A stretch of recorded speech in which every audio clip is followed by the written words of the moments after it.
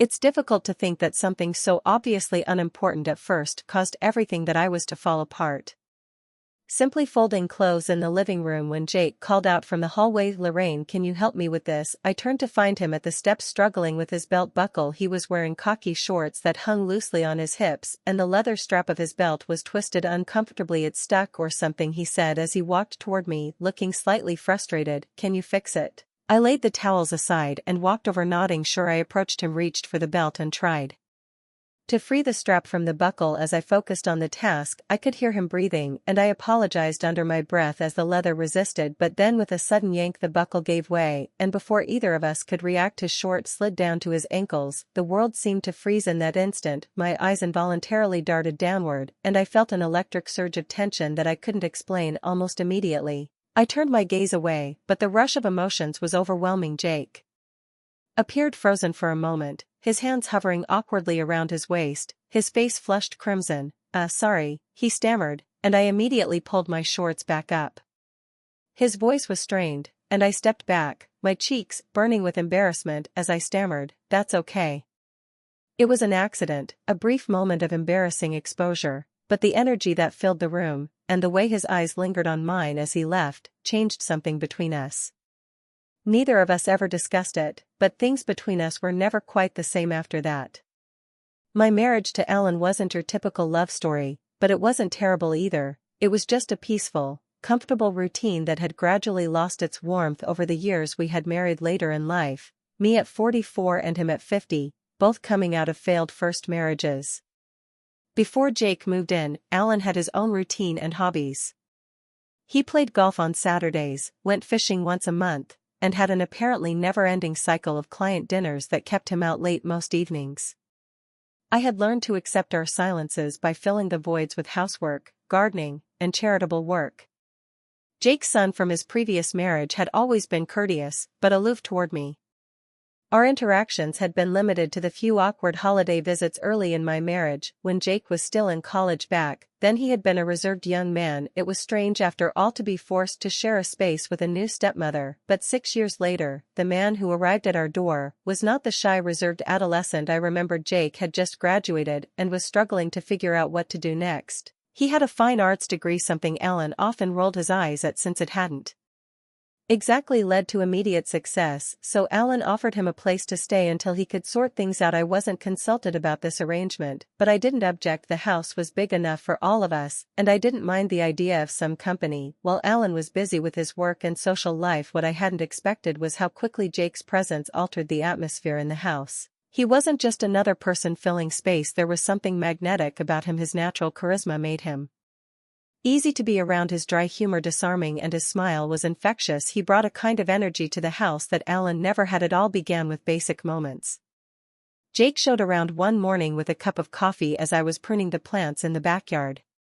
He leaned against the patio door, still unkempt from sleep, and watched me work with a slack smile on his face. I said, "You're up early," surprised by his presence. He shrugged, sipping his coffee, and said, "Besides, someone has to appreciate the work you're putting in out here." I chuckled softly and shook my head, making sure Alan didn't hear you say that. He believes the garden takes care of itself. I was surprised by Jake's casual comment and was intrigued, but I chose to dismiss it and keep pruning the shrubs, despite the fact that his eyes were still on me. As the weeks went by, our conversations got more frequent.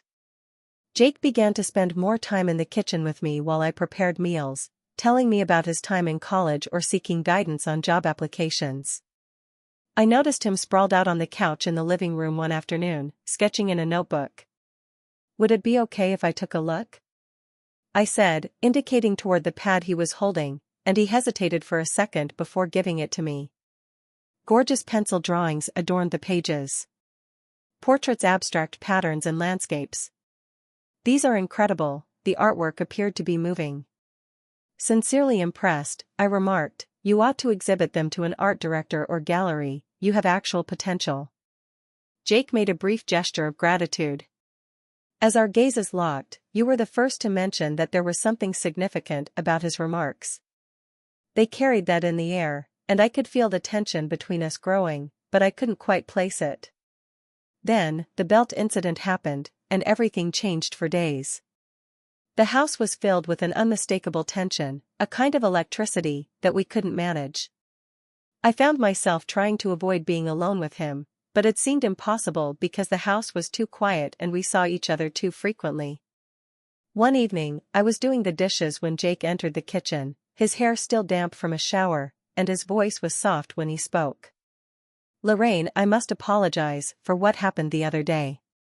My heart was racing, but I quickly said, "It's okay," not wanting to think about it too much because I'm not sure I can forget it. He confessed quietly, his eyes unblinking, and I froze, my words hanging in midair. Slowly, I turned to face him, my chest constricted with mixed feelings. "I don't want you to believe it didn't mean anything to me, Jake," even though I know, he interrupted quietly and steadily as he approached.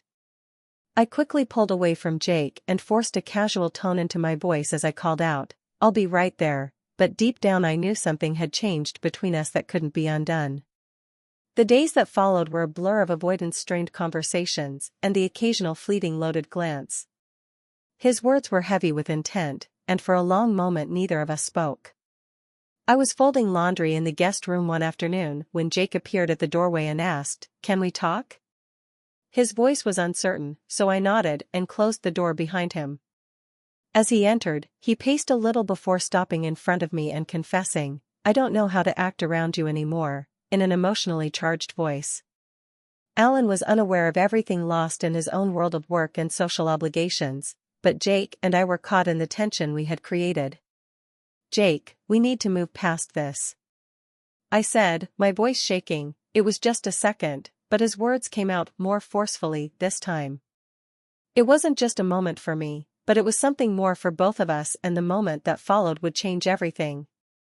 Later that evening, when Jake kissed me for the first time, there was no turning back. It wasn't planned, and neither of us had anticipated it, but in that moment, everything felt so raw and real.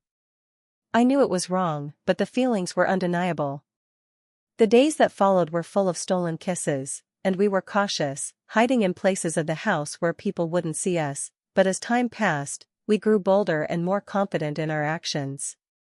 Alan remained unaware, lost in his own world, while Jake and I navigated the dangerous waters we had entered. The guilt weighed heavily on me, but so did the passion I had long forgotten in my marriage. It wasn't long before the tension reached a boiling point. One afternoon, while trimming roses in the garden, Jake appeared again, his voice quiet but urgent. "Are you avoiding me?" he asked. I didn't answer immediately. "I don't know what you're talking about," I said, my breath catching as I turned to face him, but there was no denying what was happening between us now. Our connection had deepened beyond anything I could have imagined. The kiss that followed was no longer hesitant, it was urgent, desperate, as if we were both craving something we could no longer ignore. Our secret continued to grow, and with it, the fear of being caught. We had crossed a line, and there was no going back, but as much as I knew we were playing with fire, I couldn't help but be drawn to him. And then the day came when Alan finally started noticing the changes. Subtle at first, his questions became sharper, his gaze more suspicious. It was only a matter of time before everything came crashing down, and when it did, the consequences were more severe than either of us could have imagined.